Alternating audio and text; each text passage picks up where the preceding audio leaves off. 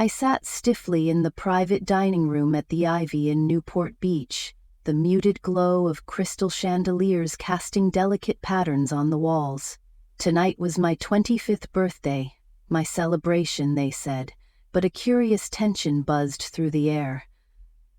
My mother, Susan Mitchell, raised her champagne flute to toast me, her smile warm yet guarded, when a server quietly approached and handed me a sealed envelope stamped "Urgent."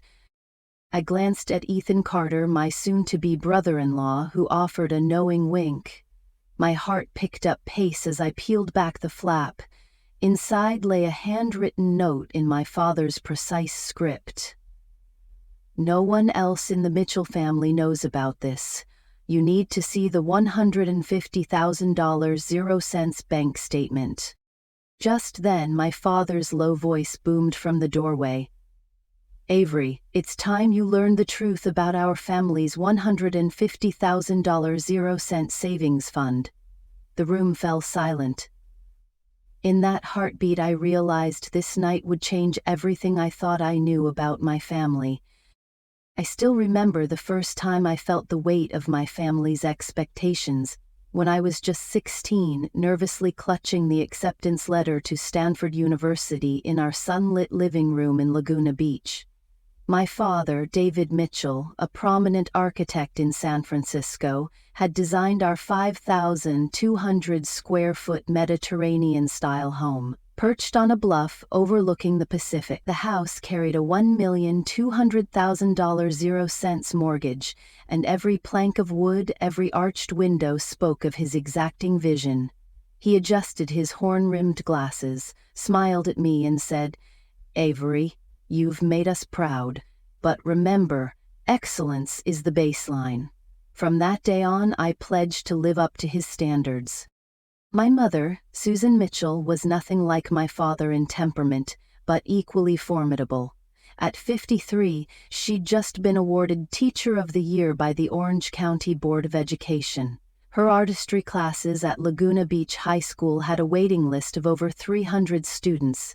She insisted I accompany her to every gallery opening and community fundraiser, where she'd casually drop, "My daughter's applying to Ivy League schools," as if I were a trophy on display. She juggled a household budget that included $500 0 cents monthly piano lessons for my younger sister Chloe, and $250 0 cents term fees for my own AP art classes.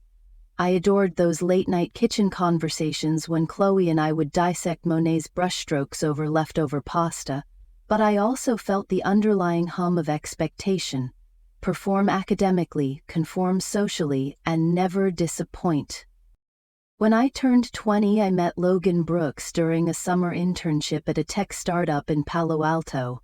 Logan, 26, was the only child of Mark and Patricia Brooks, entrepreneurs who'd built Lone Star Brew, a chain of 24 coffee shops across Austin, Texas, and held a $850,000 0 cents mortgage on their flagship location in Round Rock.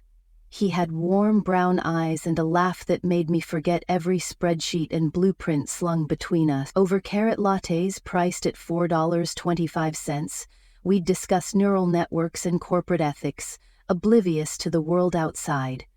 By the time I graduated in May, we were inseparable. Our families met over Thanksgiving that year. My parents flew to Austin on 2 separate tickets, total airfare $1,600 0 cents, while Logan's mother rented a 2019 Lexus RX for $85 0 cents a day to ferry us to his parents' 3,000-square-foot ranch-style home, where stools lined their kitchen island and the scent of Patricia's pecan pie lingered in the air. "Avery, dear," Patricia cooed. "I hope you like baking." She handed me a wooden spoon etched with Brooks Family, Est 1995. Mark presented me with a maple slab etched by his in-house laser cutter. "Welcome to the family, Avery." I felt honored, even though in the back of my mind I wondered if this meant I was expected to fit neatly into the Brooks world, and the Mitchell one too. Despite the merge of expectations, Logan and I found solace in small rebellions. We once skipped a weekend retreat to Napa Valley wine country. Tour cost $350 per person to camp under the redwoods. There, by the glow of a single lantern, he confided, "Your parents expect you to lead a $10 million architectural firm someday. Mine expect me to take over the family's $5 million coffee empire." I pressed his hand. "Let's just be Avery and Logan tonight," I whispered, as a family of deer stalked the fog. Back home I balanced dual pressures. My father quizzed me on load-bearing calculations for skyscraper models. My mother critiqued my charcoal portraits for insufficient contrast. I'd pore over business plans in Logan's spare bedroom, sandwich in one hand, a stack of PDFs open on my laptop, knowing that each 100-word executive summary I wrote might someday save or sink a $200,000 0-cents seed investment. Then there was Chloe, my younger sister by 2 years. She often called me at 2 a.m. during final exams, sobbing about an algebra test or drama club politics. I'd drive our silver Toyota Camry, still under its $18,000 0-cents lease, to her dorm at University of California, Irvine, deliver a pint of Ben & Jerry's half-baked for $7.99, and talk her off the cliff of self-doubt. "You're capable," I'd say, "and you'll get through this, I promise." Those nights solidified our bond. She was my confidant, my sounding board, and part-time co-conspirator in sneaking extra credit assignments from reluctant teachers. By the time I graduated summa cum laude with a 3.95 GPA and joined my father's firm as an intern, I thought I had my bearings. The firm handled projects averaging $2 million, 0 cents, to $50 million, 0 cents in development costs, from boutique hotels in Santa Monica to high-rise condos in Oakland.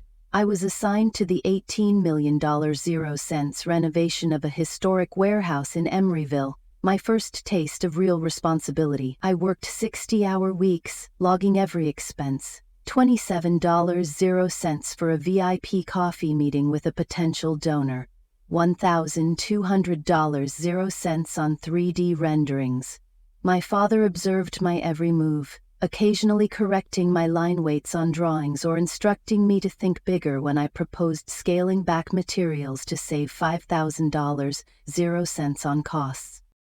Meanwhile, Logan worked as a junior product manager for a Silicon Valley AI startup that had just closed a $12 million 0 cent Series A round. He often messaged me midday, "Got approval for the new user interface prototype, sprint start Monday." I'd reply from my drafting table, "Congrats, can't wait to merge our networks someday." We envisioned a future where my architectural prowess and his tech innovations converged. Smart homes that anticipated human behavior, eco-friendly materials flagged by AI before architects even conceived them. Yet beneath the surface, subtle currents of doubt ran through my thinking.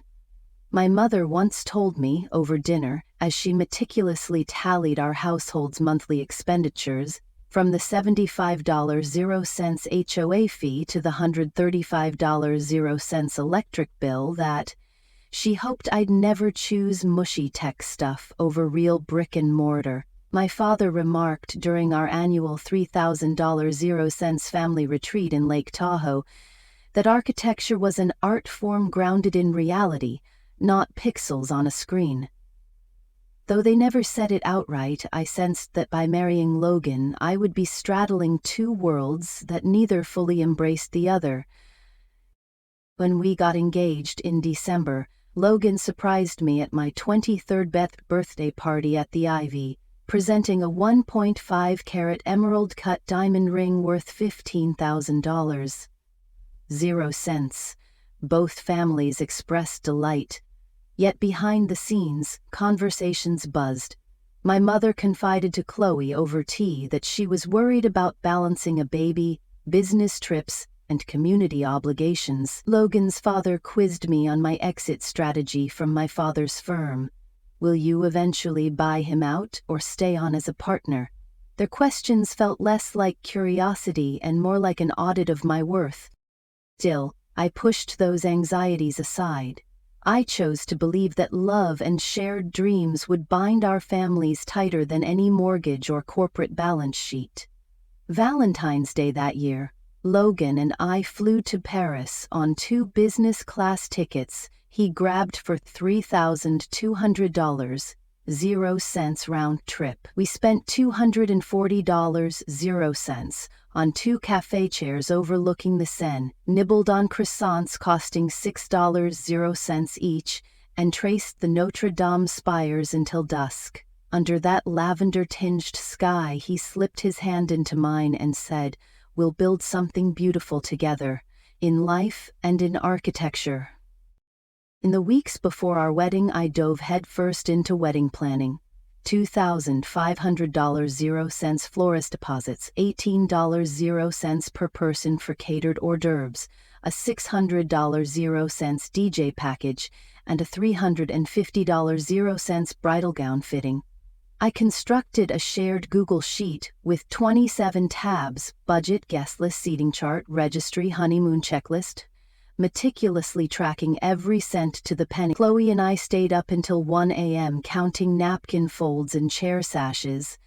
Despite the frenzy, those quiet moments with her, whispering about table numbers and remembering our childhood pillow forts, reminded me that no spreadsheet could capture what truly mattered. When I look back now, I see how every number, every expectation, every whispered family conversation built the foundation of who I was before this birthday night. The architecture of our family was defined by mortgages and fame, creativity and precision, love and hidden anxieties. My relationship with Logan was a study in contrasts, his world of algorithms and venture capital versus my world of blueprints and materials studies. But through it all, Chloe anchored me, reminding me that our bond transcended parental expectations and financial ledgers. And so, as I sat at the Ivy, sealed envelope in hand, the echoes of those formative years, Stanford acceptance jitters, late-night sister confessions, cross-country engagement flights, rushed back in a torrent.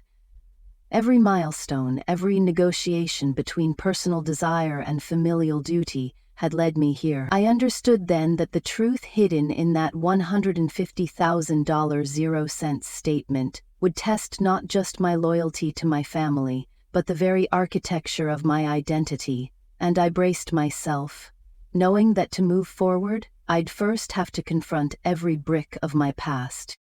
I woke the next morning to the jarring ping of an unexpected email notification on my phone, a Gmail alert from my father's address, titled Repayment for Consulting. My heart lurched as I swiped it open. There in the dim glow of my beachfront condo at 2:14 a.m. Pacific Time, sat a forwarded thread between David Mitchell and someone named Melissa Gray, discussing a client retention consultation at a Napa Valley estate. An attached wire transfer screenshot showed $20,000 0 cents sent on June 22, with the memo line reading MG fee, private. My pulse hammered against my ribs as I scrolled through timestamps littered with late-night calls and references to confidential drafts, including a pointed remark from Melissa. "Don't let Susan or Avery see these documents." I paced the length of my living room, each step echoing off the whitewashed walls. The $3,200 0 cents monthly mortgage payment and $75 0 cents HOA fee we meticulously budgeted suddenly felt trivial in comparison to this clandestine sum. At 2:20 a.m. I texted my sister Chloe, "Did Dad ever mention consulting gigs for someone named Melissa Gray?" 10 minutes later, her reply blinked onto my screen. "Who's Melissa Gray? Never heard of her. Something's off." Before I could respond, my phone buzzed again, this time with an incoming call from my mother. I answered, forcing a calm I didn't feel. "Avery, it's nothing you need to worry about," she said smoothly. "Just a legacy project. Archival work for an old client." But her rehearsed tone sent a chill through me.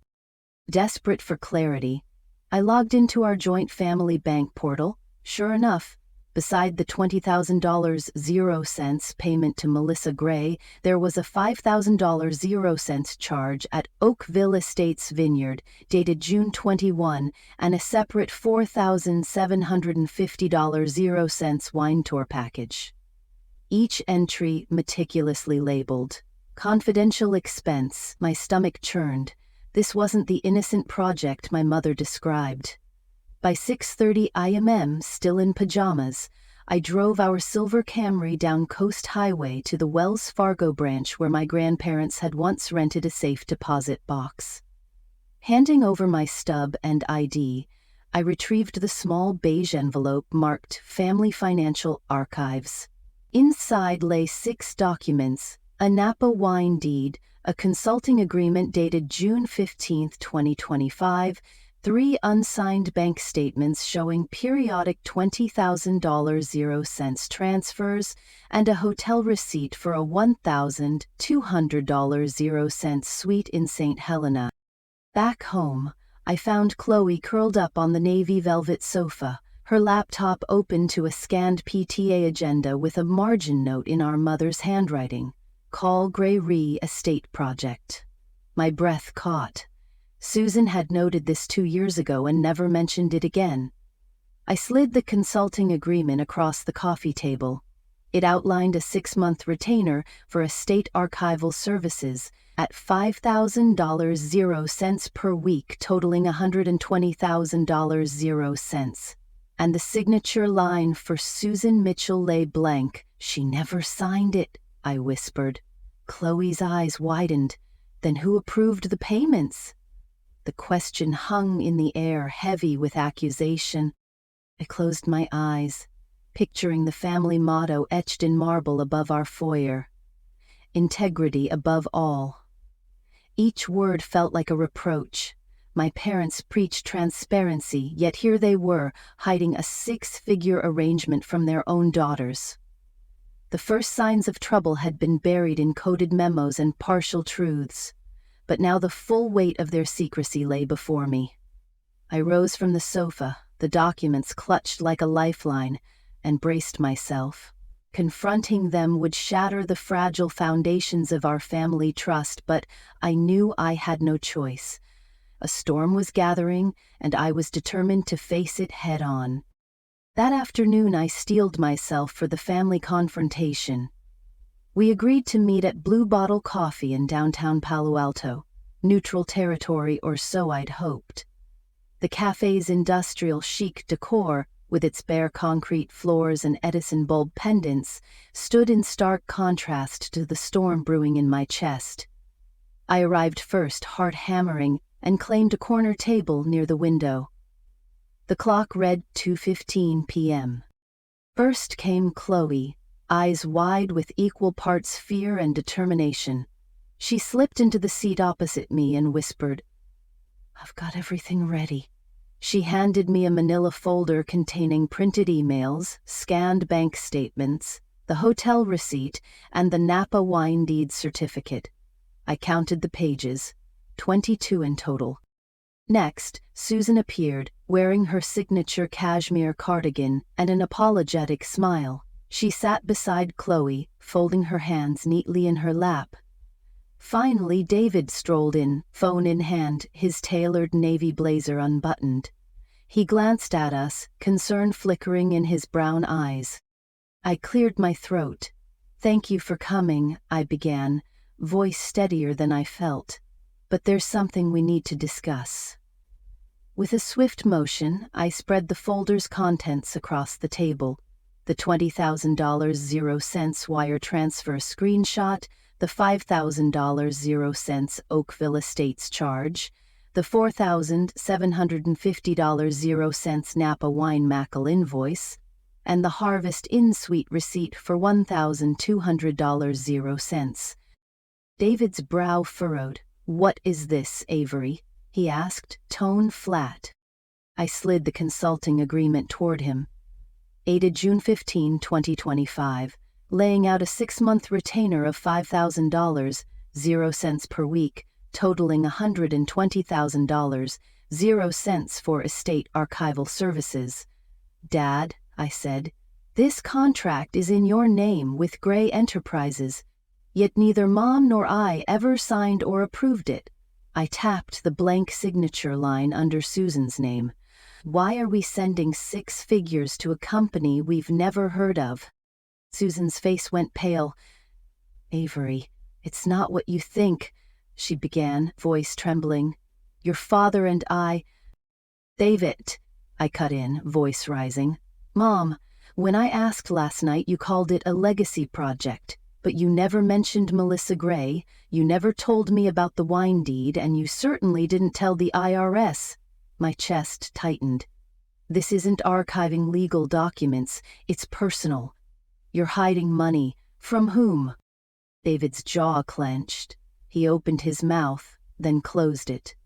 Susan shot him a quick, furious glance and turned back to me. Chloe has blown this all out of proportion, she snapped. This is normal estate management. Your sister is too dramatic. Chloe's eyes flashed. Dramatic?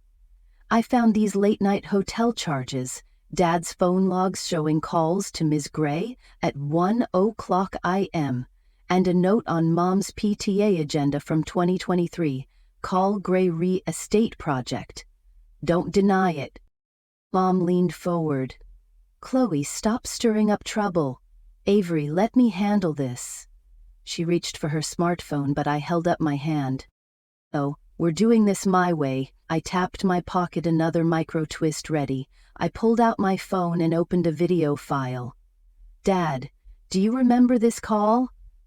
I pressed play. The cafe's ambient chatter dimmed in my ears as David's unmistakable baritone filled the space. Melissa, he said, make sure the house deed stays in your name until Susan can take care of her share. We can't let the girls find out. That $150,000 0-cent savings fund, it needs to look like it's invested in wine collection, not, other things. The camera wobbled. I recognized the corner of our home office shelf. It was my own surreptitious recording. David's face went ashen, eyes snapping to mine. Avery, that— I stood, voice cold. That's you planning to hide our money in someone else's company, Dad. That's betrayal. I looked at Susan. And you, I pointed to her. You've been complicit, writing notes and approving expenses behind my back. A hush fell over the cafe. A few patrons glanced in our direction. A barista paused mid-pour, cotton apron slack, clearly eavesdropping. In that moment, another twist cracked the facade. My mother's phone buzzed incessantly. An email notification previewing, Brooks' family prenup draft attached, Patricia Brooks' lawyer, emailing her son's fiancé. I saw Susan's lips tighten as she stared at the screen. David finally spoke, voice low. I never meant to hurt you, Avery. But his words rang hollow. I pressed on. You gambled with our family's assets for what? A side affair? A wine deal? You hid it from Chloe and me, from the accountant. You exposed our reputation to scandal. I picked up the Napa wine certificate. You knew how much this family values integrity, Dad. Yet you chose secrecy. Susan dabbed at her eyes.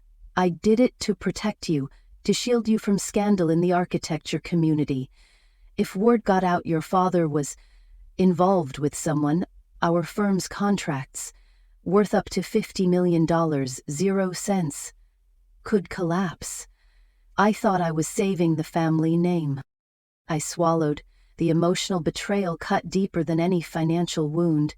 Protecting me shouldn't mean lying to me. David slowly rose, shoulders slumped. I'm sorry. His apology sounded like a guttural admission. I was scared. I made a terrible mistake. I surveyed them both. The evidence lay bare. The secret payments, the unapproved contracts, the personal motivations cloaked in professional excuses. I felt a brittle relief, as though shattering a stained glass window to let in the sunlight. Here's what happens next, I said. We revoke the consulting agreement immediately, reverse the transfers totaling $150,000. Dollars, 0 cents. And open our books to our accountant, Martin Ross. Then we sit down with a mediator. No more secrets. I met their eyes with the same resolve they'd once instilled in me. This family will rebuild on honesty, or we won't rebuild at all. For a moment, the three of us sat in stunned silence. Then Chloe exhaled, closing the folder. That's the truth we deserve. Outside, the barista resumed pouring lattes and the clink of porcelain returned. But inside our corner of Blue Bottle, everything had changed.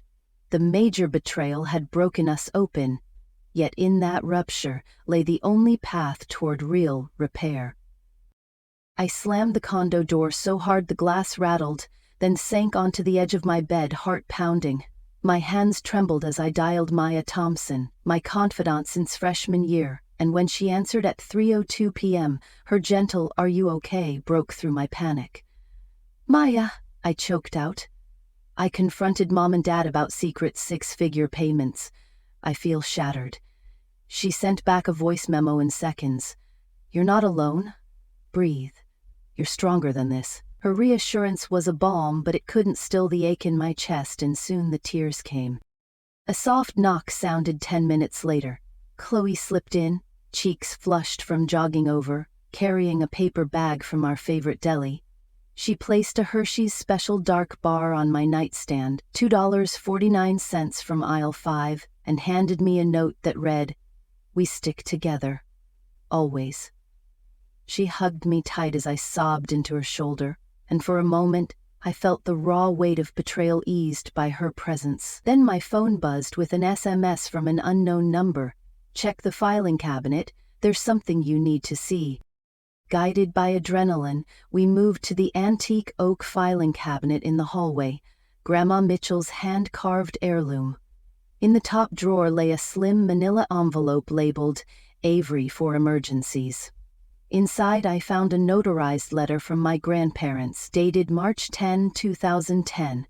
"If ever the Mitchell fortune is endangered, Avery must be informed immediately." Beneath it was a packet of photocopied memos from Dad's firm, referencing the $150,000 0 cents rainy day fund, and instructions to route it through a third party. My breath caught as I clutched the papers.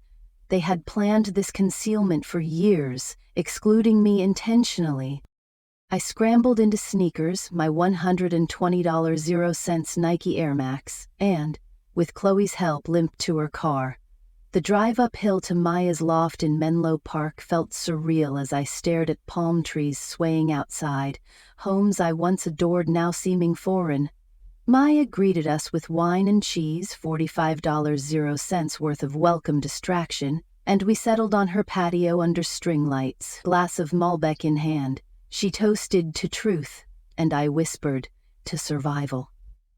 Surrounded by the familiar warmth of friendship, I let down my guard, recounting every discovery, the secret wire transfers, the blank signatures, the clandestine video. Maya listened, her resolve firm. We would assemble a plan.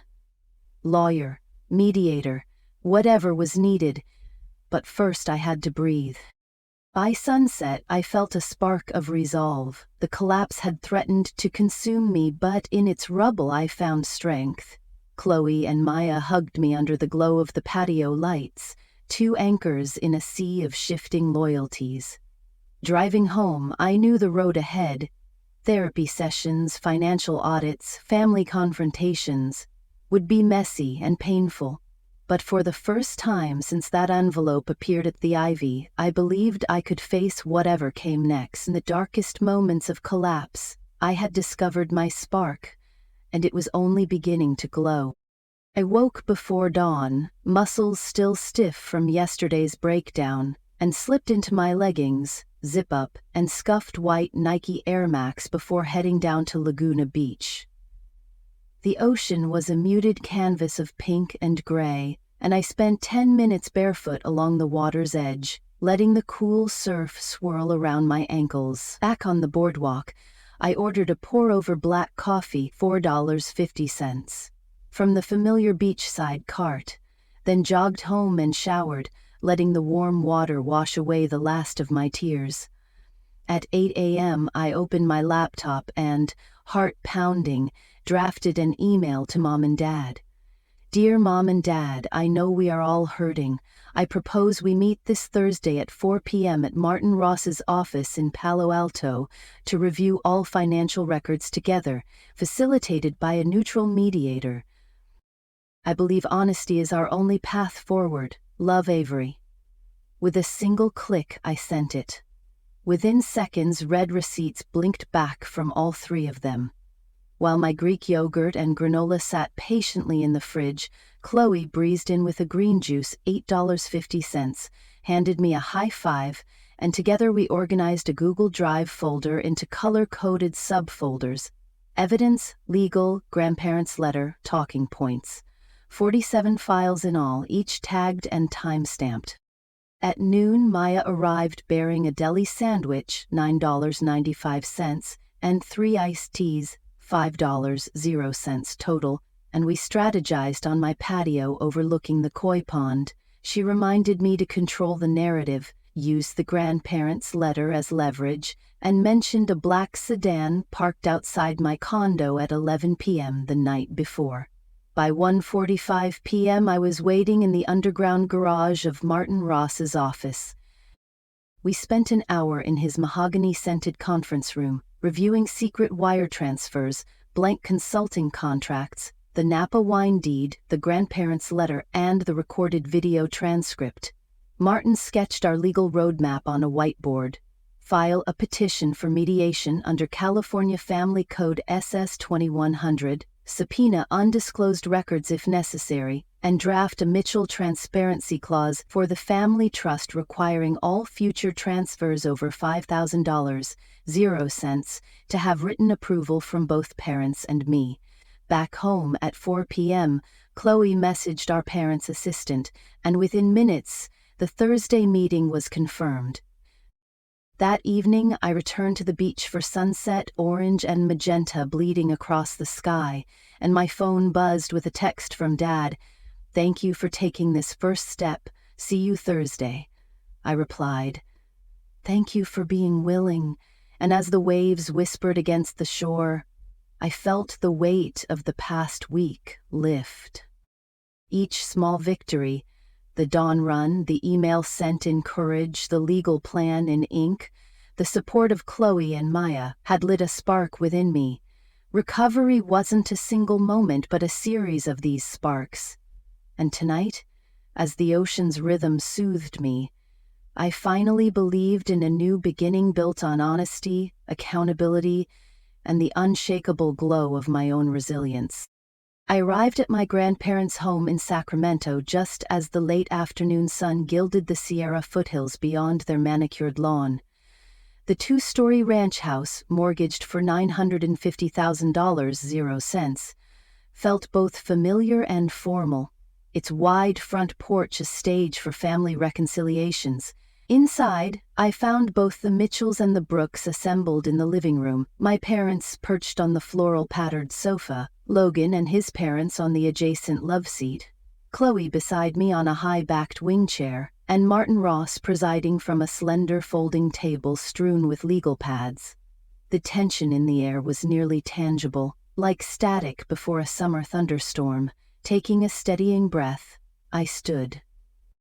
"I want to begin by apologizing for the chaos I've caused," I said, projecting across the room. "But this Thursday meeting isn't about blame, it's about healing." I felt Chloe's supportive squeeze as I continued. "We all love each other, yet our attempts to protect one another have driven us apart. Today I propose 2 concrete steps. First, we commit to family therapy sessions. You and I, Mom and Dad, and even Chloe if she wants to join, at $200, 0 cents per session, with Dr. Elena Cruz in Palo Alto. Second, we establish a family trust agreement, mandating open disclosure of any financial transfers over $5,000, 0 cents, and we'll draft the amendment together with Martin's guidance." Susan's eyes glistened with unshed tears. David cleared his throat, and I braced for resistance, but instead Logan rose to his feet. My fiancé's warm brown eyes locked onto mine. "Avery deserves the truth and the chance to move forward without fear," he said, his voice steady and sincere. "I stand with her."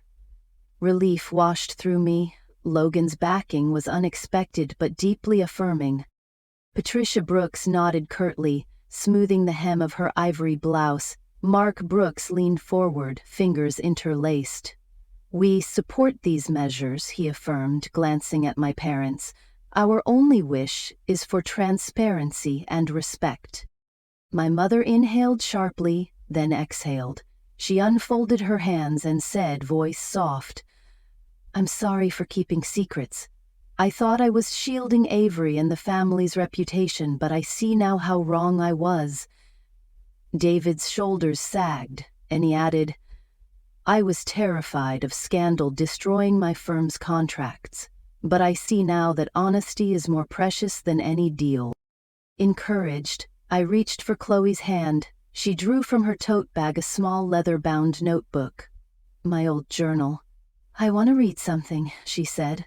Her voice trembled slightly as she flipped to an entry dated April 20, 2023, where I had written, "I overheard Mom whisper about a secret fund.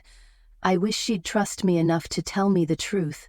Reading it aloud, Chloe's voice cracked. "I wrote that when I felt our home was built on half-truths. I felt my own eyes burn, but each word felt like a bridge being rebuilt." With tears glistening, Susan asked, "Did you feel excluded, Avery?" I nodded. "Yes, Mom, I love you both, but I felt like a stranger in my own family." The room fell silent. My grandparents, John and Helen Hamilton, sat to the side, their gentle faces inscrutable. Finally, Grandpa John spoke. "Honey, families weather storms together. Transparency is the mortar that holds the bricks in place." Grandma Helen reached over and patted my mother's hand.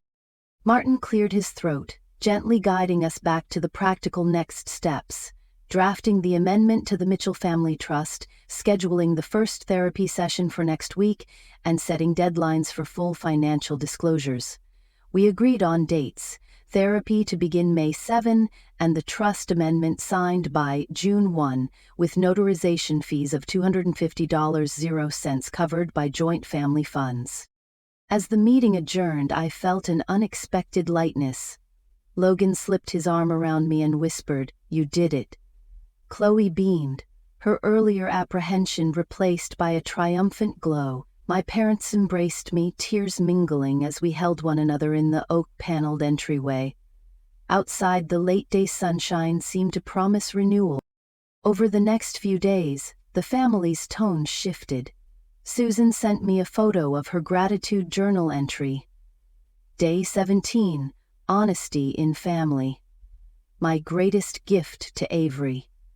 David forwarded a draft amendment with annotations, asking only for my input. Logan's parents dropped off homemade chicken pot pie, inscribed with a note, "For our blended honest future." On the morning I left Sacramento, I paused on the front porch, the maple leaf mattered wind chime tinkling overhead. I inhaled the scent of jasmine from Grandma Helen's garden, and felt the foundations of my family settle back into place. Stronger, more honest, and braced against future storms. I knew the road ahead would still twist and turn, but tonight, as I drove away toward Palo Alto, the rearview mirror reflected not a fractured past, but the resilient faces of those I loved, united by truth at last. That evening, as everyone drifted off to prepare for dinner, Grandma Helen beckoned me into her sunlit art studio at the back of the house. The room smelled of linseed oil and turpentine, and light filtered through a wall of windows onto her half-finished watercolor of the Sierra foothills. She handed me a dusty, leather-bound journal from 2008, annotated in looping script. "I've never shown this to anyone," she said softly, settling into her easel chair. but after what we've been through today, you deserve to know our story." I sat on a worn stool and opened to the entry dated October 15, 2008, when the Hamiltons faced their own financial meltdown. The real estate market had crashed, wiping out an estimated $3 million, 0 cents, in property value across their 3 rental homes in Sacramento. My grandfather's architecture firm lost 2 major contracts, one for a $5 million 0 cents civic center, and another for a $2,800,000 0 cents cultural museum, almost overnight. Bank loans came due, and the note on their $950 mortgage threatened foreclosure. Grandma's words trembled on the page. We sold our '65 Mustang for $12 0 cents 0, took out a personal loan of $50 0 cents 0, and asked Aunt Margaret to co-sign so we could keep the house. I cried on the porch swing as John worked midnight shifts at the construction site to make ends meet. We survived, but we did it together, with honesty, humility, and a willingness to ask for help. She paused and let the quiet settle. I traced her handwriting, imagining her sitting there at 3 a.m., candle flickering beside her. Then she flipped to another entry, this one April 2, 2009, celebrating their first mortgage payment after the recovery. Our principal owes $930 0 cents 0 now, down from $950 0 cents 0. Quarterly savings goal met at $5 0 cents 0 per month. Slowly, we rebuild trust, both with the bank and with each other. A small smile touched her lips. Your grandfather and I kept every number, every receipt. We shared them over tea, even when my pride said not to. That transparency, our openness, was what saved us. Just then, Grandma Helen pointed to a framed photograph perched on her pallet table, a black and white shot of her and Grandpa John standing in front of their boarded-up rental on Cresthaven Drive, November 2008, both wrapped in scarves and muddy boots. The caption read, "Love conquers all." That picture, she said, was our micro-twist. A reminder that the worst moments can be the turning point if you face them together. I closed the journal and looked at her. "I didn't know any of this," I whispered. She reached across and squeezed my hand. "Most families hide their scars, but yours, Avery, has the chance to heal them in the open." As I walked back to join the others, I felt a renewed sense of purpose. My family's present crisis was daunting. A secret $150 0 cents 0 fund, forgotten letters, hidden contracts. But the Hamiltons' story taught me that out of collapse can come clarity, and that shared hardship, when met with honesty and solidarity, forges bonds far stronger than any ledger. Later that night, I tucked Grandma's journal into my tote bag, knowing I'd reference those 2008 entries again and again. In the glow of the dining room chandelier, surrounded by my parents, Logan, Chloe, and even Martin Ross sipping herbal tea, I carried with me their lesson. True resilience isn't about weathering a storm alone, but inviting everyone inside the shelter until the sun comes out. I arrived at the firm's Palo Alto conference room 10 minutes early, my heart pounding with a mix of nerves and resolve. The long walnut table gleamed under recessed lighting, and leather chairs surrounded it like solemn sentinels. At precisely 3:00 p.m., Martin Ross clicked on the video projector, displaying our revised family trust agreement draft, complete with the new Mitchell transparency clause, mandating that any transfer above $5,000 0 cents require written consent from both parents and me. A digital timestamp on the slide read June 1, 2025, and in the footer, effective immediately. My parents entered together, Dad in a charcoal gray suit, Mom in a navy sheathed dress, and took their seats opposite me. Logan sat beside me, his hand resting reassuringly on my thigh. Chloe hovered near the rear of the room, clutching her notebook labeled talking points. with 27 bullet points in green ink. As Martin summarized the agreement's legal implications: potential breach of trust, liabilities up to $150,000, 0 cents, civil penalties under California Probate Code SS 15404, and provisions for periodic third-party audits. I watched my parents' expressions shift from guarded to contemplative. When Martin paused, I stood. "Thank you, Martin. Mom, Dad, this clause ensures we never repeat the secrecy that nearly destroyed our family's foundation. It protects our firm's reputation, our parents' legacy, and my peace of mind." My voice was steady, but inside I felt the familiar flutter of adrenaline. I clicked my remote and a new slide appeared: recorded evidence and outcomes. One by one, I presented the evidence: the video clip of Dad instructing Melissa Gray to conceal the $150,000, 0 cents rainy day fund, the notarized grandparents' letter from March 10, 2010, and our newly uncovered bank statements showing 3 additional transfers of $20,000, 0 cents each over the past 2 years. Each item bore a digital watermark and a corresponding slide number. I watched Mom's lip tremble as she saw her own cursive on a PTA agenda margin: "Call Gray Re-Estate Project." Dad's shoulders slumped as he read the subpoena Martin had prepared, ready to compel disclosure of all our family foundation's records going back 10 years. Then came the micro twist that even my parents hadn't seen coming. I clicked to the final slide: an email chain between Susan and the Brooks family attorney, dated just 2 days ago, discussing a confidential clause in my prenuptial agreement offering Logan inheritance rights to $200,000, 0 cents, of the rainy day fund if Avery withdraws from the family home. The email subject line read, Prenup Amendment Proposal. The room fell silent. Mom drew a trembling breath. "Avery, that email." I held up my hand. "I found it yesterday. It shows you were planning to redirect part of our family's savings without telling me or Logan. It's a betrayal, and it confirms my worst fears." Pain flickered across Dad's face. Logan stood, his voice calm but firm. "Susan, David, I love Avery, but building our future on hidden clauses and secret accounts is not the partnership I agreed to." He nodded at me. "We deserve transparency." Chloe stepped forward, her cheeks flushed but voice unwavering. "I have something too." She handed Martin a small envelope. "This is a letter from Melissa Gray, dated May 10, 2025.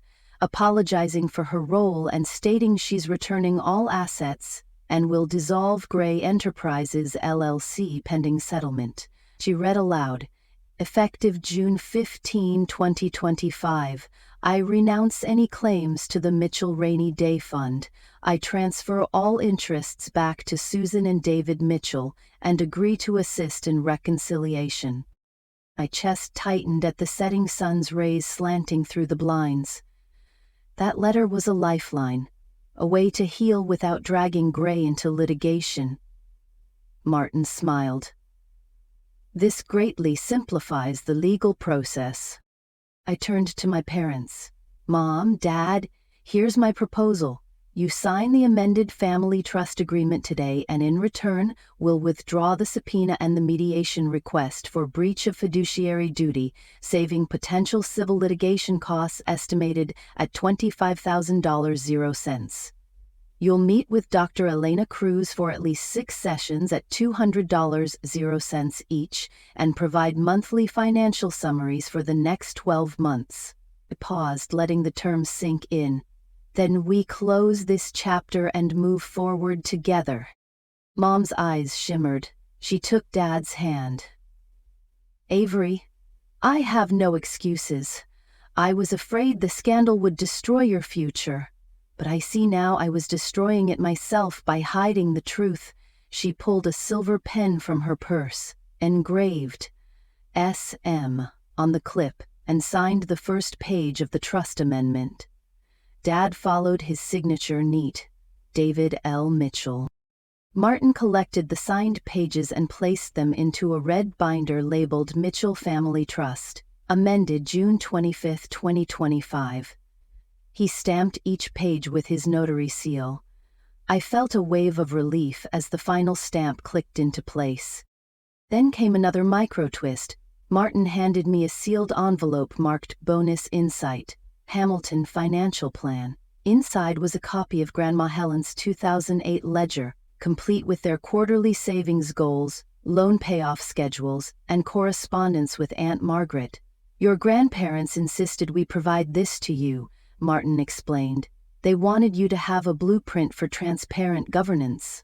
I glanced at the numbers. $50,000 0 cents personal loan, $930,000 0 cents remaining principal, $5,000 0 cents monthly deposits, and realized history had prepared us for this moment. With the formalities complete, Martin adjourned the meeting. As we gathered our things, Logan wrapped an arm around me, Chloe beamed, and even my parents looked lighter, as if they'd shed a decade of guilt.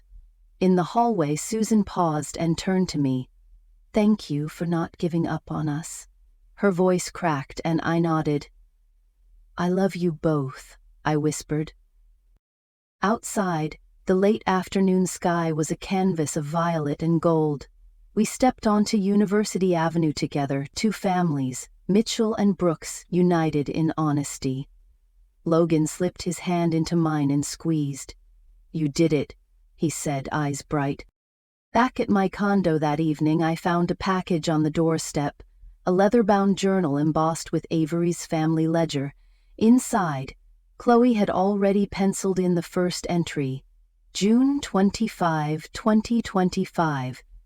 Day we turned the tables, began new era of transparency, signed trust amendment. Received Gray Enterprises letter, family therapy scheduled.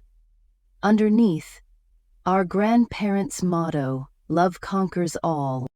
As I added my own note, hope restored, I realized that turning the tables wasn't about scoring a victory over my parents. It was about rewriting our family's blueprint so that every brick would be laid in the open light, and in that shared openness, we found the true architecture of trust. After the formal meeting adjourned, Grandma Helen gently pulled me aside and invited me into the sunroom overlooking her rose garden. I settled into the wicker armchair, its cushions humming with afternoon warmth, while she brewed mint tea. $4.25 for the pot, and we shared a plate of shortbread cookies, each cookie roughly 1/2 inches across and dusted with powdered sugar.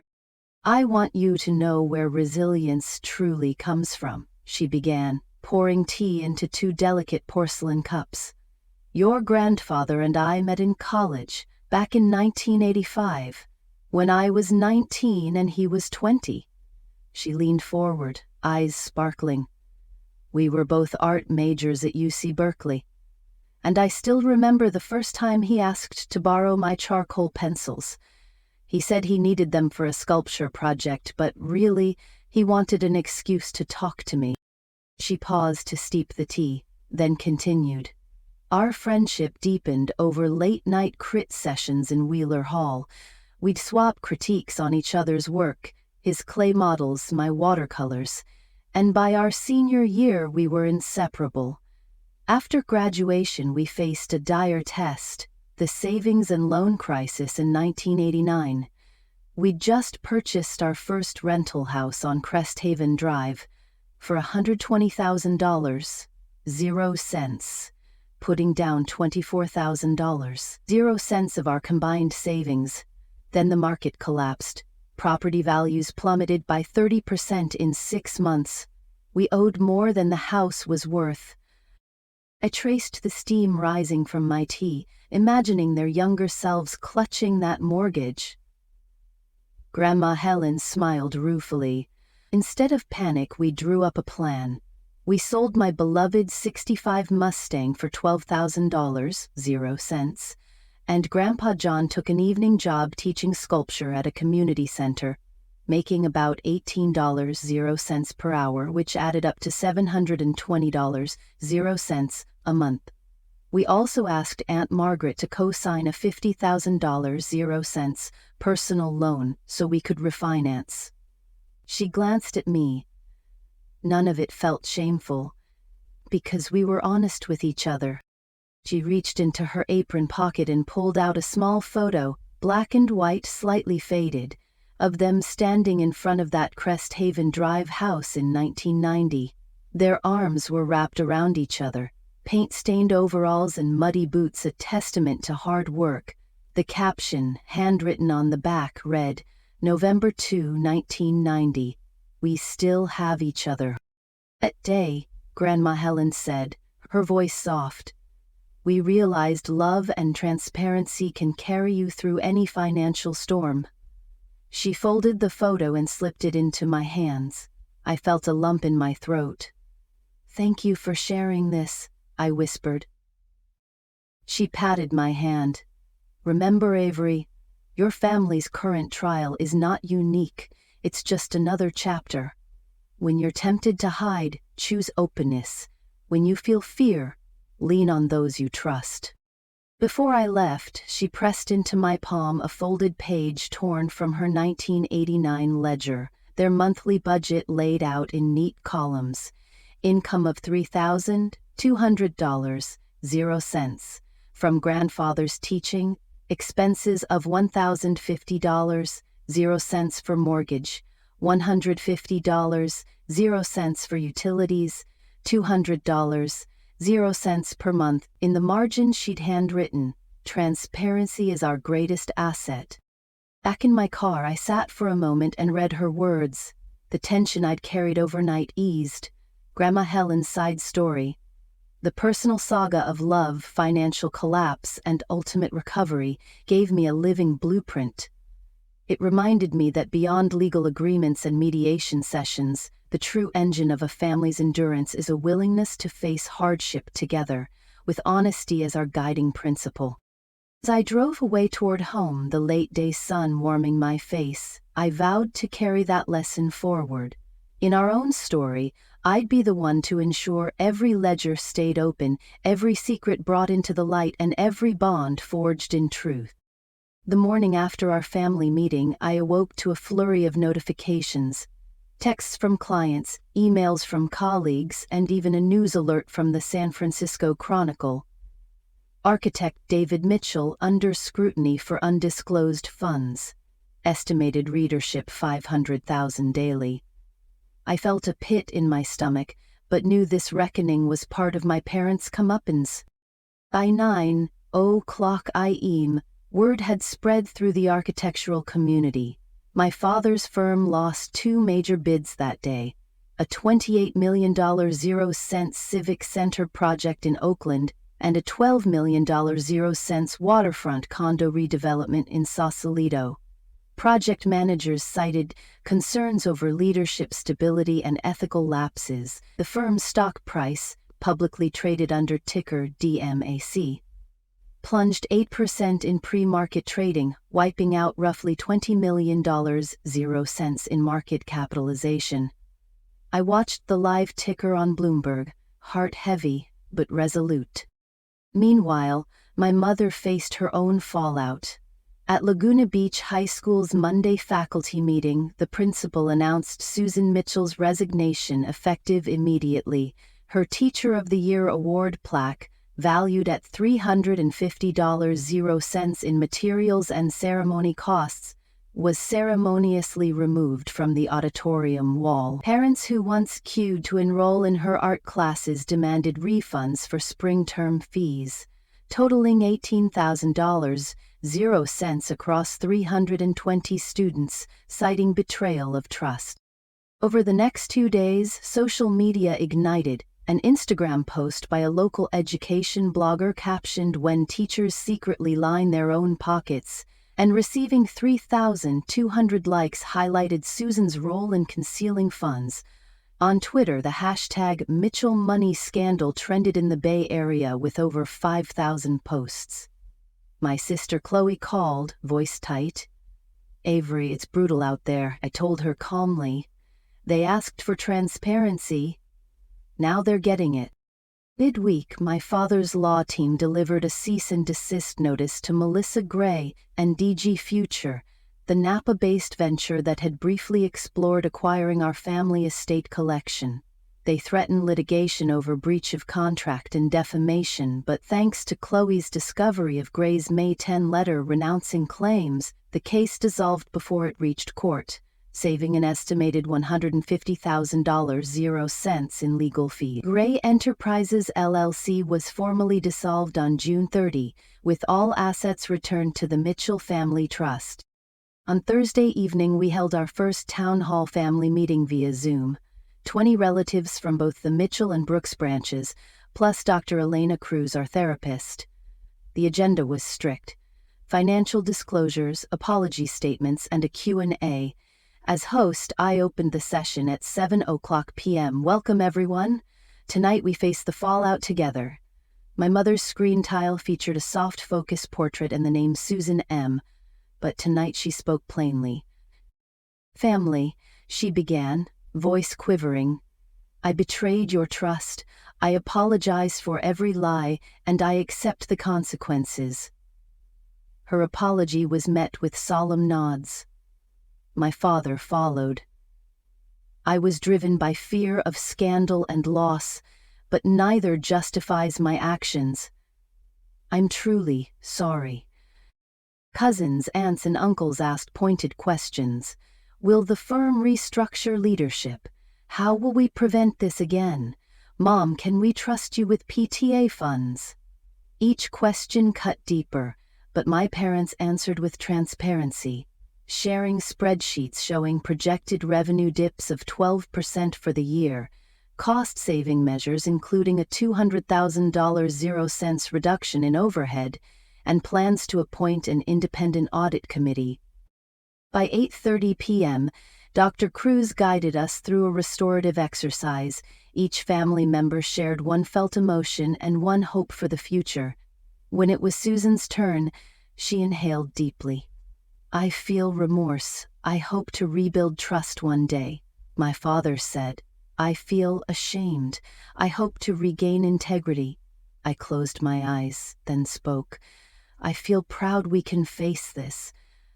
I hope we emerge stronger. After the meeting, a sense of catharsis settled over us. My parents' downfall, public and painful, had been a crucible, burning away illusions and forging a new foundation. Overnight, David's firm announced an executive reshuffle. His former protege, Marissa Chen, 38, was named interim CEO, with a $12 0 per week retainer, while Dad transitioned to a founder emeritus advisory role unpaid, pending a rehabilitation period overseen by the audit committee. Susan, meanwhile, accepted an invitation to lead a free community art program in East Palo Alto, funded by a $10 0 grant from Laguna Beach Arts Council in solidarity. Though she'd lost her teaching position at Laguna Beach High, she found a smaller classroom of 15 underprivileged teens, her sincerity and transparency earning her immediate respect. By month's end, local outlets noted a cautious rebound. The firm secured a $5 million 0 cents mixed-use project in Fremont under Marissa's leadership, signaling a possible recovery. Social media sentiment shifted to Mitchell redemption, with 1,200 positive posts praising the firm's reforms and Susan's community work. In late July, I organized an informal family gratitude picnic at Redwood Regional Park in Oakland. We rented BBQ grills for $150 0 cents, laid out homemade salads, and passed around a pie baked by Logan's mother, her pecan recipe costing $25 0 cents in ingredients. My parents, now humbled, led the cleanup. My father wiped down picnic tables and joked about budgeting for napkins, earning genuine laughter. As we watched the children chase squirrels along the redwood trails, I realized the antagonist's downfall wasn't just about punishment. It was a necessary purge, an unmasking that allowed regeneration. My parents had been stripped of power, prestige, and position, but in their humility they found a path to redemption. And for me, Avery Mitchell, witnessing their downfall, taught the most vital lesson. True leadership is measured not by the secrets you keep, but by the courage to bring them into the light and rebuild stronger than before. The following summer, on June 18, 2026, I stepped off the small charter plane into Aspen's crisp mountain air, my breath catching as jagged peaks soared above the runway. Logan greeted me at baggage claim with a warm hug and a to-go cup of airport cocoa, $6.50 but worth every cent, and we drove through groves of quaking aspen toward the chalet on Owl Creek Road, our home for the week. Inside, polished pine beams arched overhead, and floor-to-ceiling windows framed fields of alpine wildflowers swaying beneath snow-tipped summits. Laid out on the reclaimed wood coffee table lay 14 leather journals, one for each adult in the Mitchell-Brooks Alliance, embossed with our names as a promise to record this week of renewal. That evening, we gathered around a dinner table heaped with roasted elk tenderloin, $38.00 a pound from a local ranch, grilled asparagus, and truffle mashed potatoes, each of us raising a glass of Colorado Riesling. $14.00 a bottle, to transparency, compassion, and the love that carried us here. Over the next days, our mornings began with family therapy exercises via Zoom. Dr. Elena Cruz guiding us through forgiveness rituals at $200.00 a session, then unfurled into hikes along the Maroon Bells trails, 4x4 rentals at $150.00 per day, and a Roaring Fork rafting trip, $250.00 per person, that tested our trust as we navigated Class 3 rapids. Each evening we reconvened in the great room beneath the fireplace's golden glow, where I opened my leather journal and wrote of learning that trust is a living thing, growing or withering on our daily choices. Midweek, while unpacking my journal, I discovered Grandpa John's long-forgotten letter, dated June 18, 2025, revealing he had quietly seeded $10,000.00 of his personal savings into our joint family account to cover therapy costs, signing it simply, "Use this seed money to start fresh." Reading it aloud in the hush of that pine-walled room, we all felt his invisible hand guiding our healing and erupted in spontaneous applause.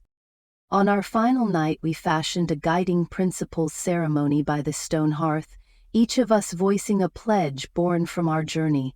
My promise to face challenges with courage, my parents' vows to speak openly and listen without judgment, then carved our commitments into a reclaimed wood plaque, custom engraved for $150.00, which we mounted above the mantel as a covenant against future secrets. Packing up on June 25th, the anniversary of our trust amendment signing exactly 1 year before, I handed every journal back to its owner and shared the last slip from Chloe's gratitude jar. For our next chapter, no secrets. As we loaded the SUV, joy mingled with a tender melancholy. This week marked both an ending and a beginning.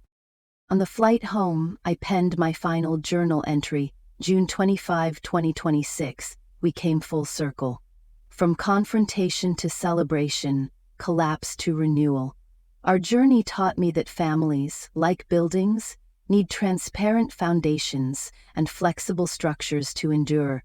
The greatest lesson isn't avoiding mistakes, but creating a framework where mistakes can be revealed, corrected, and learned from. May our trust shine brighter than any secret ever could. Below those lines I drew the mountain peaks in miniature, a silent vow that our family's new blueprint would forever be drawn in the open light. If you've ever faced secrets within your own family, take the first courageous step today. Invite an honest conversation and begin rebuilding trust together.